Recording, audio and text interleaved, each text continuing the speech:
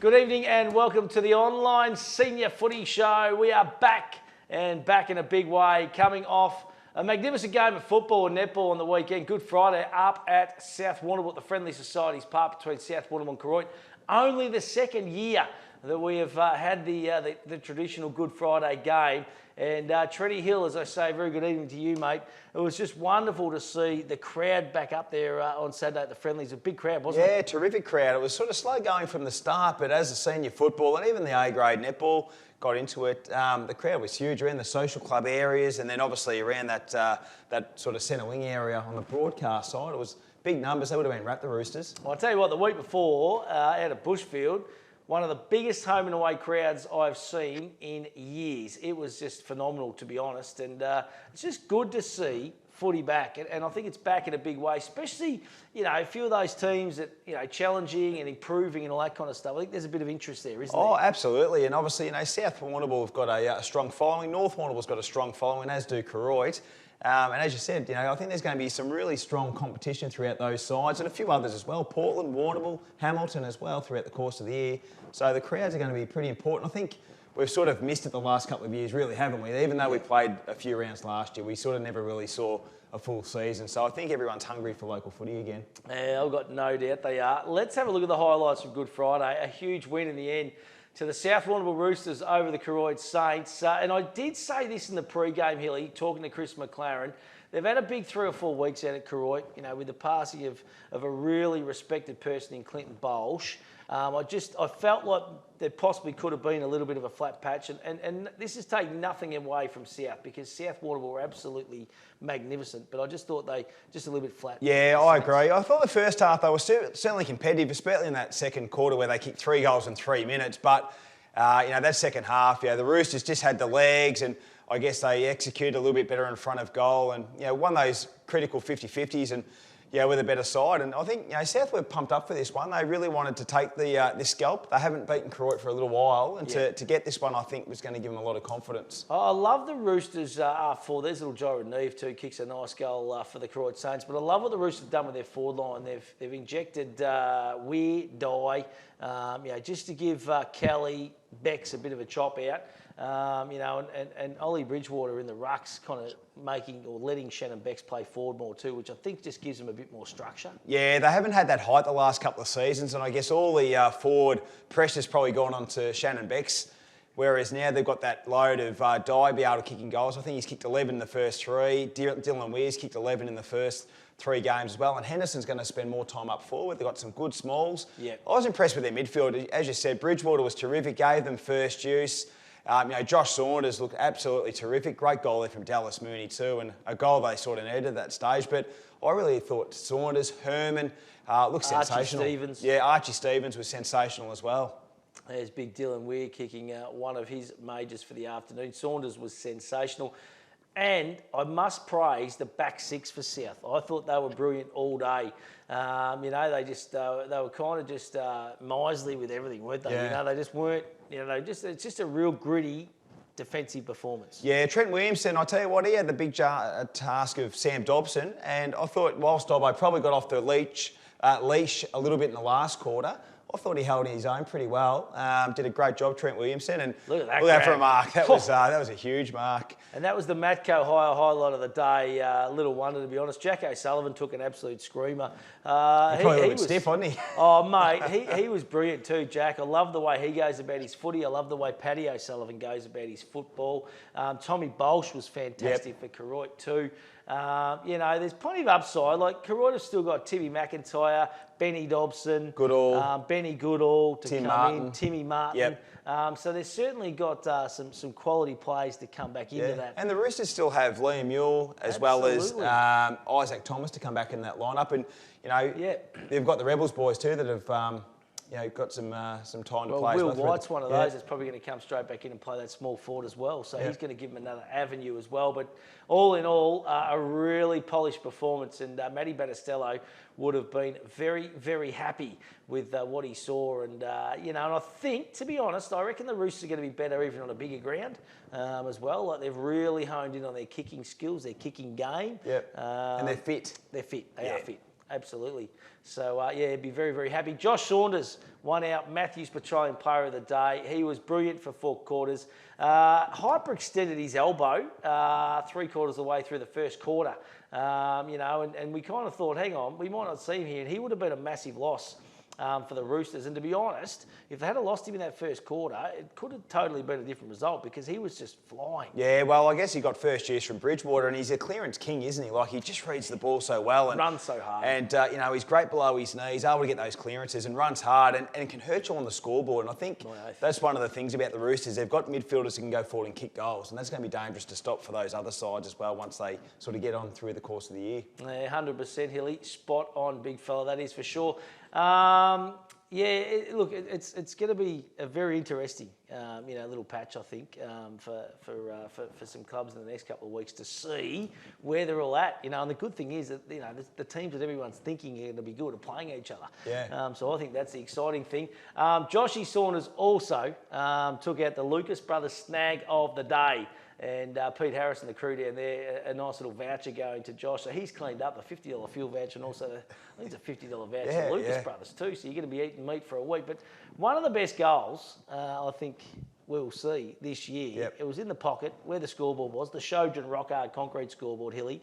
And he just kind of flung it onto the boot, mate. And it had no right to go through for a goal, but it was unbelievable. It was sort of a bit like that Ackermanis goal. It was. Tight on the boundary and it looked like he was out of the contest. It was more or less just a kick and hope and trying to square it up a little bit, but he gave it a little bit more oomph off the boot and just floated through. It was a terrific goal. One of the best one we've seen for some seasons, I reckon. To be honest, I'm going to give him the tool of the week as well. Okay, all thanks to Southwest Tools. He's going to clean sweep it, okay? It doesn't happen very often. And that's a $50 voucher from Paddy Lane and the team, Southwest Tools and Industrial. And a magnificent shop out there. It's a big superstore. But I'm telling you why. I just thought of it then. He ran straight off. So he's kicked the best goal you will ever see, and he didn't even really get a chance to celebrate. He hardly even threw the high fives to his teammates as he was running past. It was virtually bolting from one side of the ground to the other. I remember thinking, what are you doing, mate? Stay out there. You've just kicked the best goal we've ever seen. So let's give it to, we'll give it to Josh and the coaching staff, Danny Finn and Matty Benestello, because you don't drag blokes when they've kicked the goal of the year. You let them just soak it up, especially when you're 5 goals up. You still see it a lot though, don't we? We still see players kick goals and then come straight off. Mate, seriously, if I kicked a goal and got taken off, it'd be like, right, ice me up, give me the bag of lollies, and I'm going to have a shower, boys. Because when I got taken off, that was it, Hilly. She was virtually game over. Well, you're either not playing well or you're not really having any impact on the game, to be honest, if you got taken off back in our day. But it's a different kettle of fish now. But I must admit, if you kick a goal and you're getting dragged straight to the bench, I know it's rotations and all that kind of stuff, doesn't sit well with me, mate, because your confidence is up, your confidence level. So, interesting. But anyway, we're going to give you the clean sweep, Joshy. So, well done. You have absolutely cleaned us out. That is for sure. Let's look ahead to this weekend's action. Of course, it's round number 3, Anzac Day football on Monday, 2 between the fierce rivals Hamilton Kangaroos and the Portland Tigers. That's going to be a good contest. That'll be a ripper because a big game for both those clubs because Portland can go 3 and zip. Yep. Kangaroos can go 2 and 1 and kind of be level pegging with Portland. So there's a fair bit at stake. Absolutely. I like what both sides have done in the early rounds. Talking to Jared Holt today, funnily enough, in Warrnambool, and he's looking forward to it. He said he's expecting a really hard fit Hamilton Kangaroos outfit. They've probably lost a little bit of height, but he goes, they're fit. And that's one thing they're going to have to really watch is just their work over the 4 quarters. I spoke to a few Warrnambool boys last night, actually, and they were saying the same. They played really good football in patches, so doing a great job up there.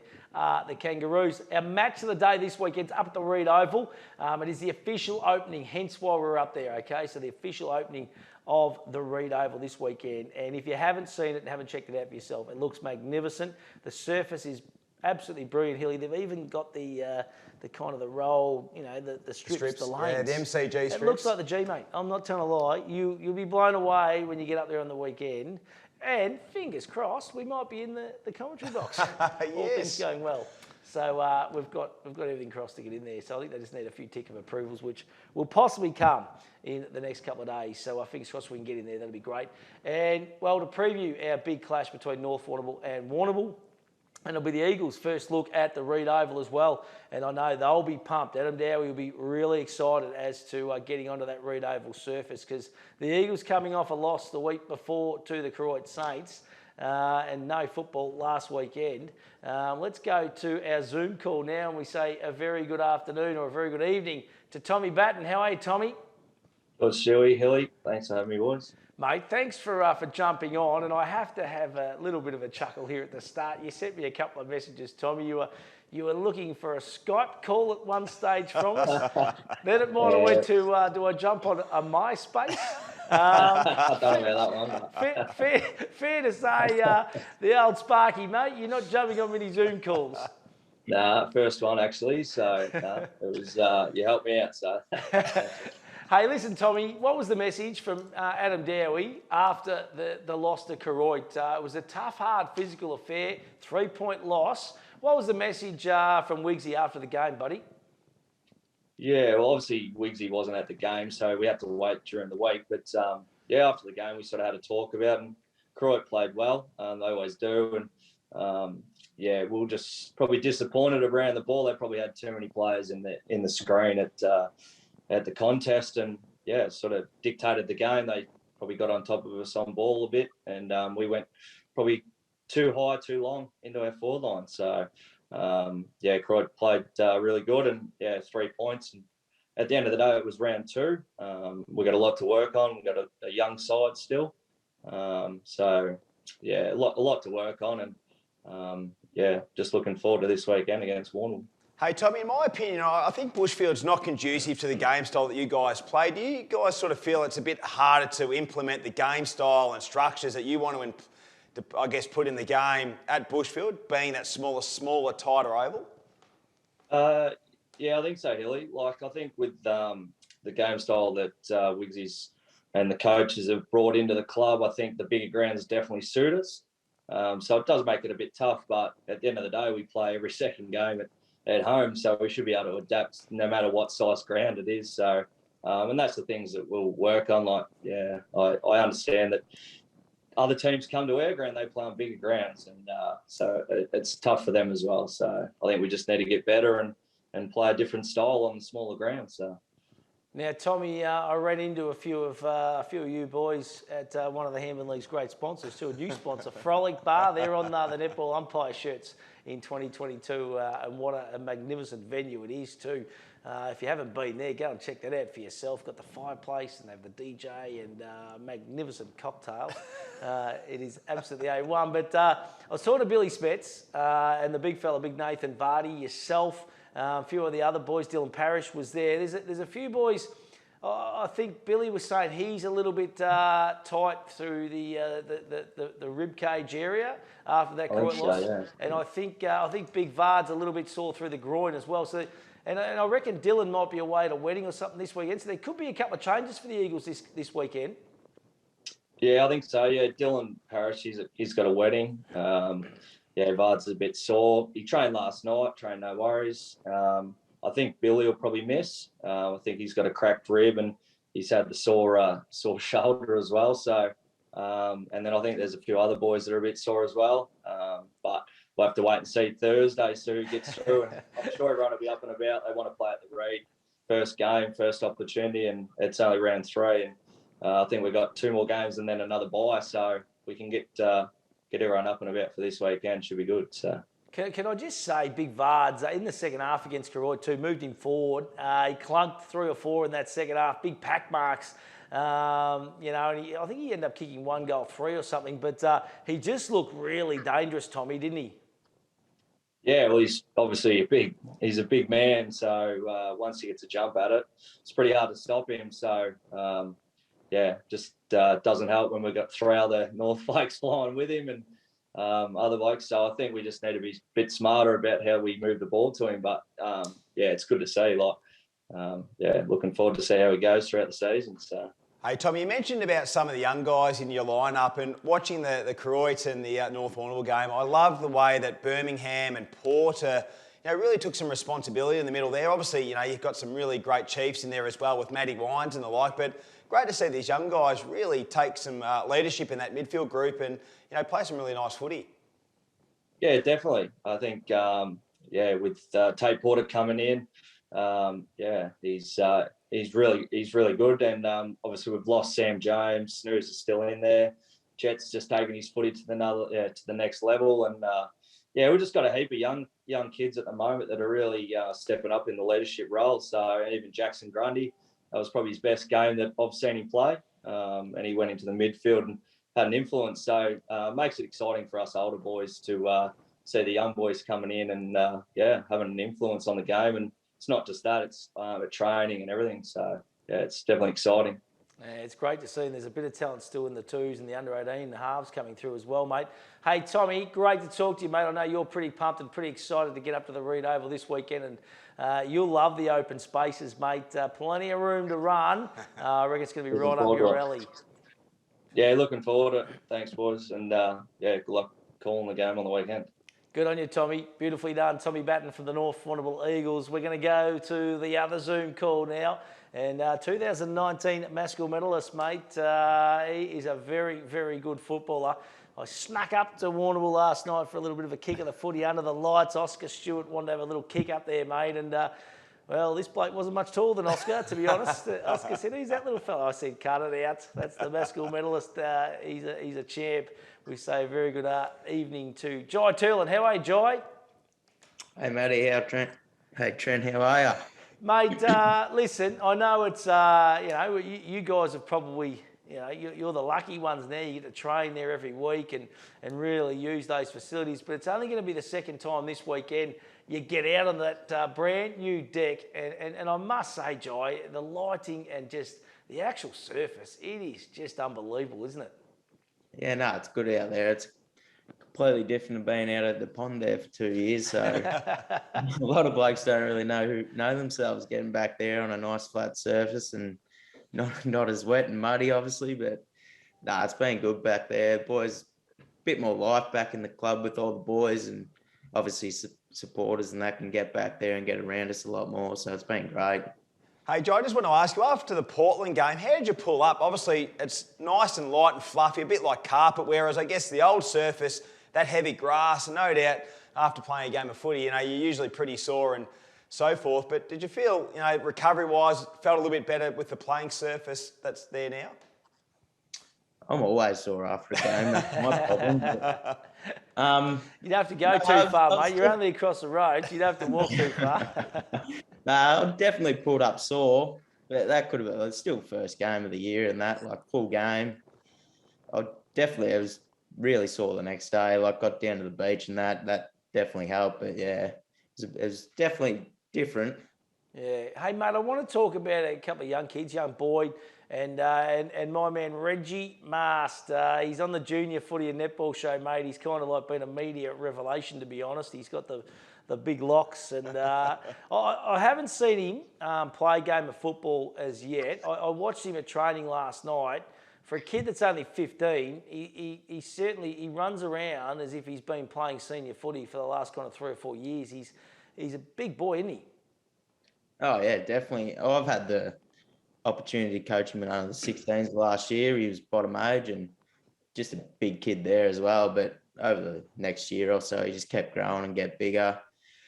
Started training with us last year, and he's really confident in himself, big body boy, and he's just grown a lot over the last year or two, and that's shown in his footy.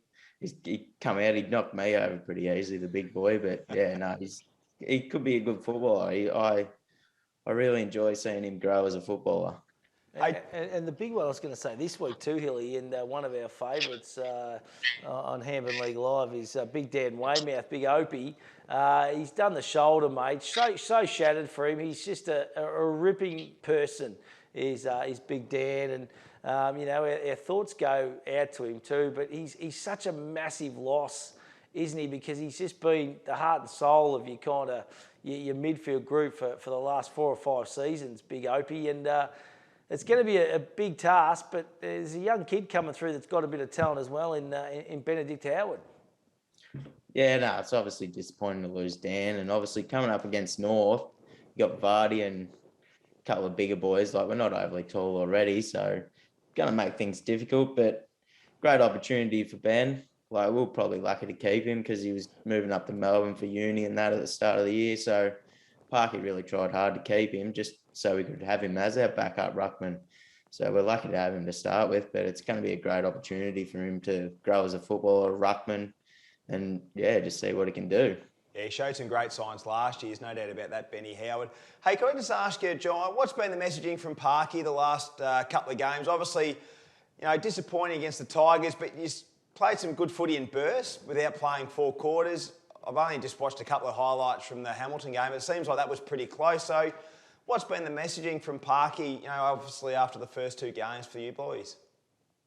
Yeah, he sort of sent a message out. He just wanted a bit of feedback on how everything was going from pretty much all the players.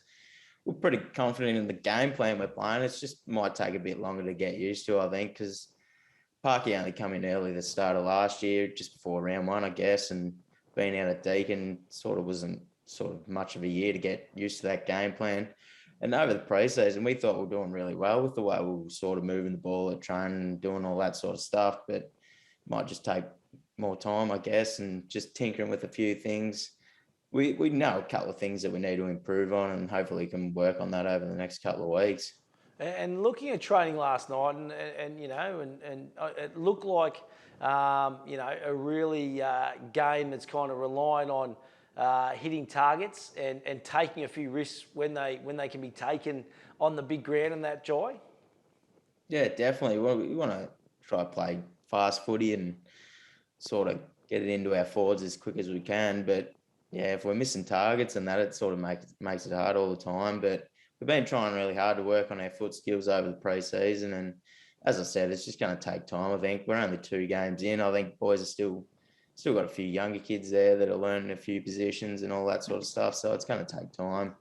But yeah, we're confident we'll slowly build up. Hey, I love your midfield group, Jai. Obviously, it probably takes a bit of attention away from you, obviously, after your Maskell medal win in 2019. No doubt the opposition look at you a lot harder, but having Otto Opperman back into that lineup, Damien McCorkle, hopefully Darcy Graham later in the year. Otto Opperman in round 1. Yeah, it was terrific. I thought he was absolutely magnificent, especially in that first half.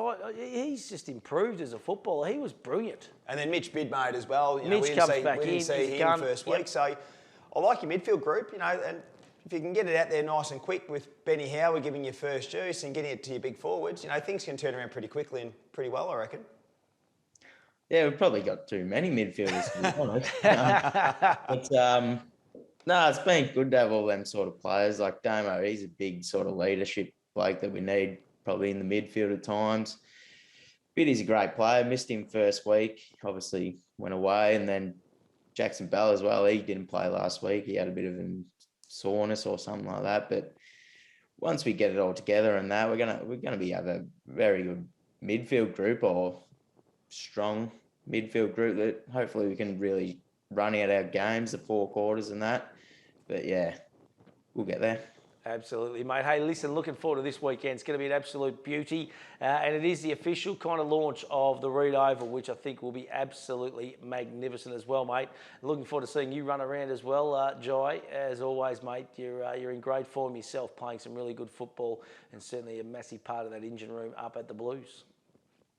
Thanks for having me, boys. Good on you, mate. Little Jai Turlin, little Cyril, as they call him, mate. He's a star of the competition, isn't he? He's a beauty.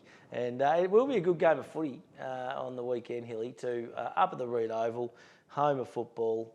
If you haven't been there, come and check it out this weekend because a lot more open. Yep. I think in front of the Warrnambool Football Club, and that'll be all open this weekend. Yeah, I guess the change room side of the ground where all the redevelopment's done, it looks terrific. It does. The big new facility, obviously they've got the grassed area from the grandstand that goes around, and I think there's a bar area that's going to be opening up as well. So, it looks great, and I think, give it time once all the other infrastructure around the ground opens up, it's going to be terrific. Absolutely. Well, let's have a look at the other games in round number 3. Koroyd taking on Terang Mortlake.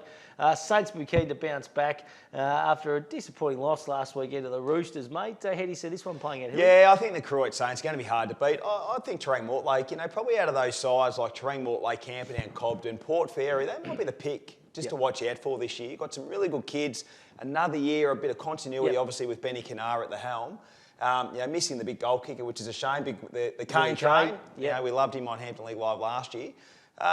they'll be competitive, but I think Koroit just got a bit more artillery than the Bloods. What about the poor old Seagulls, mate? They're coming up against a really informed South Warrnambool Roosters outfit. They've had some tough... Well, they've had North Warrnambool in round number 1. Terrain Mortlake the week before. Terrain Mortlake, now they're going to come up against another powerhouse in the Roosters. Yeah, I guess, obviously, they've been undermanned the first few weeks, Port Fairy. They've still got a lot of good players to come back in. Sully, I think Sullivan was playing. There's still probably Harwood was another one that's missed a few games. So once they get their best players back in the park, they'll be competitive, but probably just that young side that probably don't have as many match winners compared to a South Warrnambool. And I think height's probably been their big thing. They don't have a lot of height forward or back.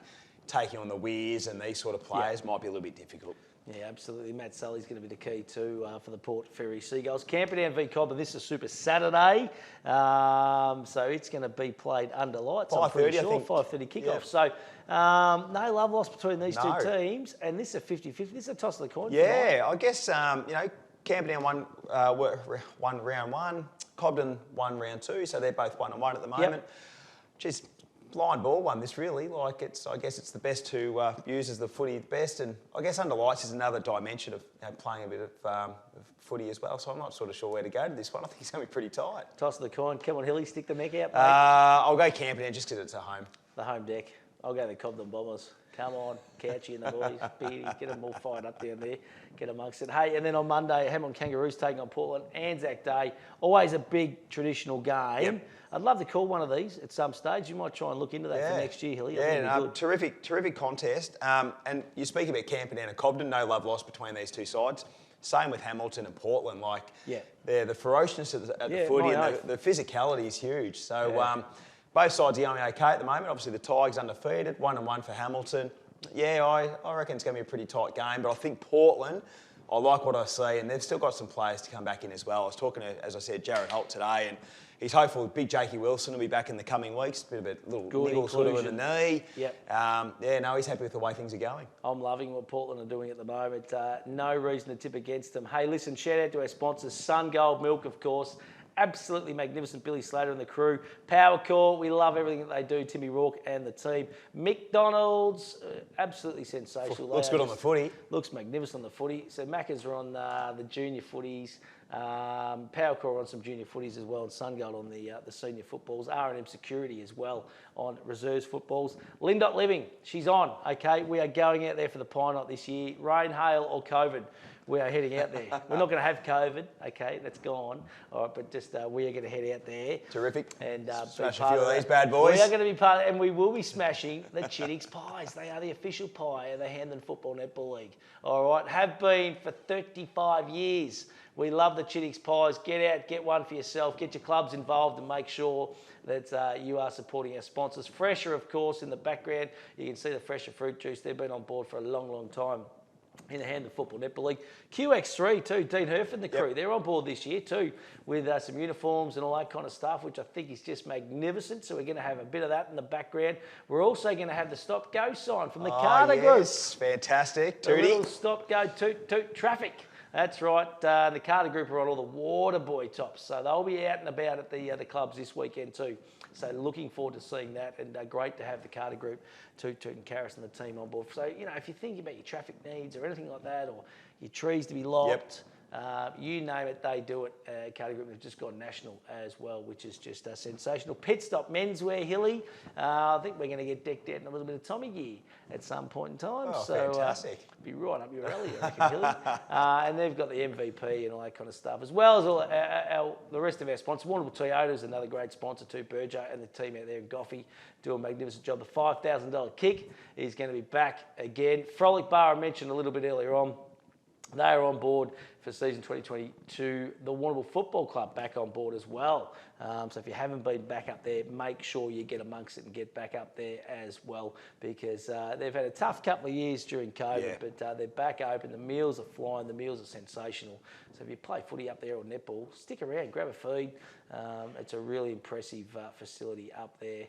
That is for sure, mate. Geez, we're lucky with these sponsors, aren't we? And I think the thing that we want to reiterate is that these guys put their hands in their pocket to support the league. So we need to do it as well as supporters and players and clubs as well to be looking after these great sponsors. Absolutely. And Port Fairy Stockdale Legos, another one that comes to mind. Nicole Dwyer and the team.